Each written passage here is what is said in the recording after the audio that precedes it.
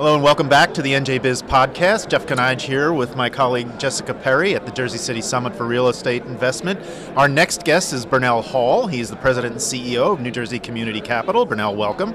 Thank you for having me, Jeff. Thanks for taking the time to join us. I wanted to start just getting your impressions of this event itself. Why is it important for you to be here? What do you hope to get at it? What do you hope to contribute? This is a tremendous event that I really take pleasure in being a part of. I think it does a great deal as it relates to putting Georgia City and all the development that's happening here on the map, but also the methodology behind the development has been very unique. It's been very varied depending on what type of development you're doing, whether it's office construction, all the tremendous residential construction that's going on in Journal Square, which has transit-oriented elements to it, or just plain vanilla 2 to 3 to 4 family redevelopment going on in the Greenville section that's inspired a lot of entrepreneurs, both women and minority developers, to get into the game of wealth creation through both residential development as well as just home ownership. Your organization bills itself as the largest community development finance institution in the state of New Jersey. So tell us a little bit then about what it sounds like you're really familiar with what's going on in Jersey City. So if you can tell us a little bit about what your organization is doing here and give us a sense for what the challenges are and what you're trying to accomplish. Sure, thank you for the question. So New Jersey Community Capital, as you mentioned, is a 35-year-old community development financial institution. We're based in New Brunswick, but we cover the entire state plus 3 other states. And we really have 4 major lines of business. We do loans to real estate development companies that are doing mixed income and affordable housing. We also do loans for small business development. We have a real estate development company ourselves that's vertically integrated, as well as we have a private equity platform for small business and a community strategies group. In Jersey City, we have been very adamant about making sure that there's affordable housing as the city continues to evolve into the world-class city that it is. We've recently done a 10-year bridge loan in association with HMFA, New Jersey HMFA, where we, in accordance with their 10-year subsidy that they gave to a developer, we provided a 10-year bridge loan that allows the development to be built. It's a 74-unit building off Montgomery Street, about 3 miles from here, just west. And we're also working very diligently to provide new market tax credits to the new redevelopment of Lowe's Theater at Journal Square. So very proud of our work here. The Lowe's Square deal is going to be massive, and it's probably going to require millions and millions of dollars of new market tax credit.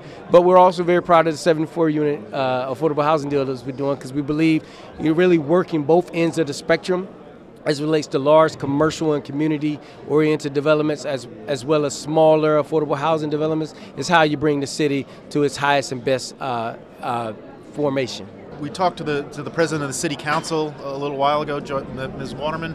We talked a lot about affordable housing and some of her concerns. There's been a lot of development in Jersey City. I'm curious as to how you feel progress is being made. What does it look like now? What do you think the future holds for Jersey City? But not just with affordable housing, but in development generally. It looks like there's a lot going on. Is it the right kind of development as far as you're concerned?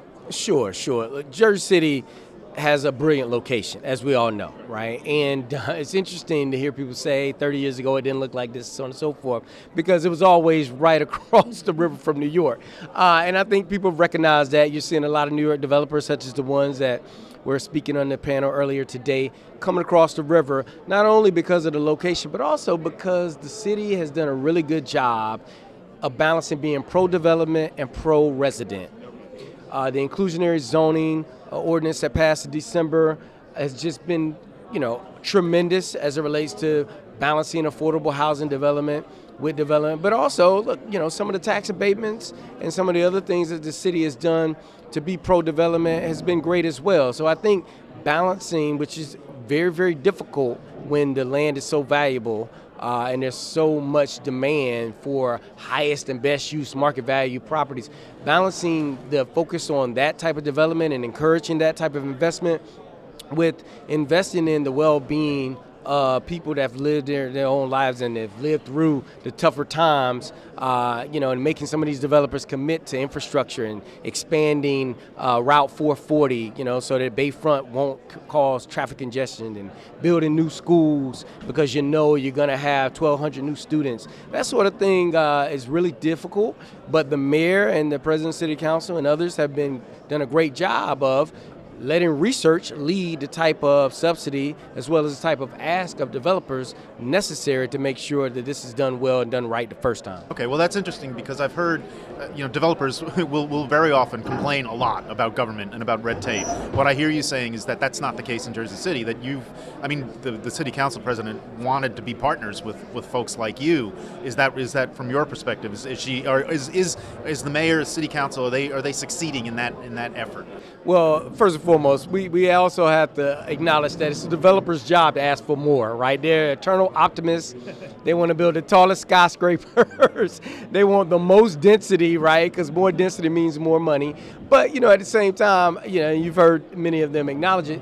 The city has sort of wanted to kind of allow them to be as creative as possible and not discourage creativity with regulation, while at the same time saying, hey, Bayfront, 8,000 more units, 35% of those need to be mixed income, right? Because we need Jersey City to be a city for everyone, not just people that are extremely wealthy, but people that are in the middle class and working class as well. Right. I think that's the sort of popular impression that people have of Jersey City. They see these giant skyscrapers going up and they figure that the longtime residents are going to be pushed out, and at least the city council president said they're doing everything they can to make sure that doesn't happen. That's right. The city council president and people like us, right, New Jersey Community Capital, we have made our mark in doing mid-sized deals under 100 units with minority and women-led development companies because, at the end of the day, a lot of wealth is being transferred as this city evolves.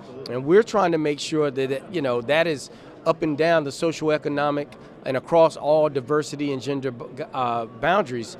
So, these aren't the highest margin transactions. These are 100 unit deals that are smallish, but it also gives the opportunity for women-led developers and minority-led development teams to create generational wealth while Jersey City continues to be this world-class city that represents the most diverse population in the United States. Okay. Now, when I talk to business owners and executives, I hear a lot of uncertainty about what the economy is going to look like with rising interest rates. They're not coming down anytime soon. Not clear where the Fed is going with this. I'm curious what you see as the sort of toughest challenges facing you. Is it higher interest rates? Is it just a general uncertainty about where the economy is going?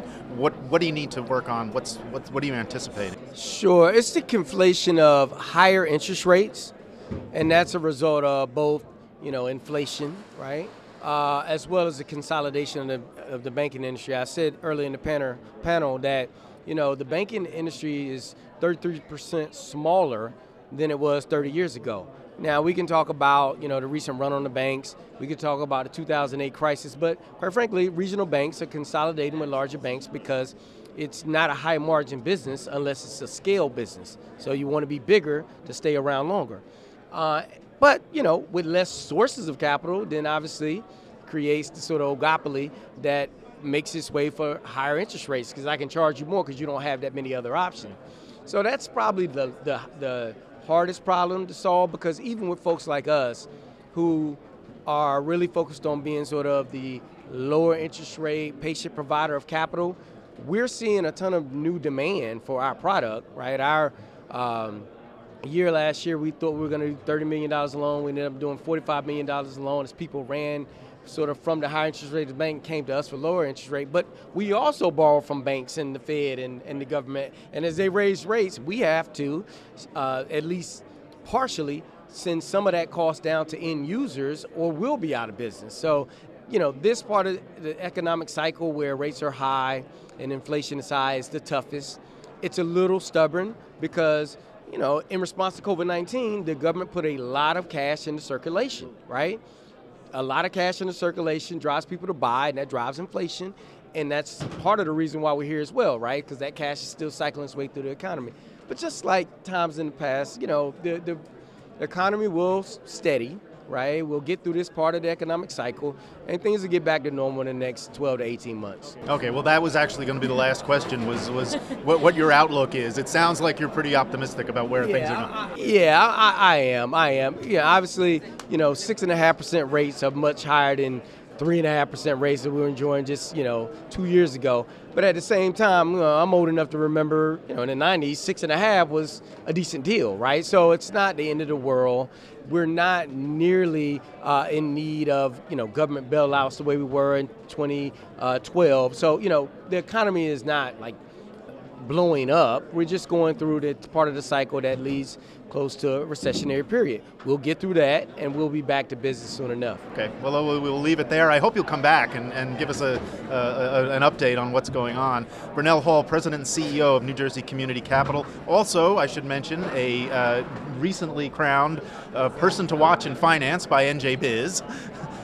You can see that in our current edition, the May 22nd edition. Thank you very much for joining us, Bernel. I really appreciate it. Thank you for having me.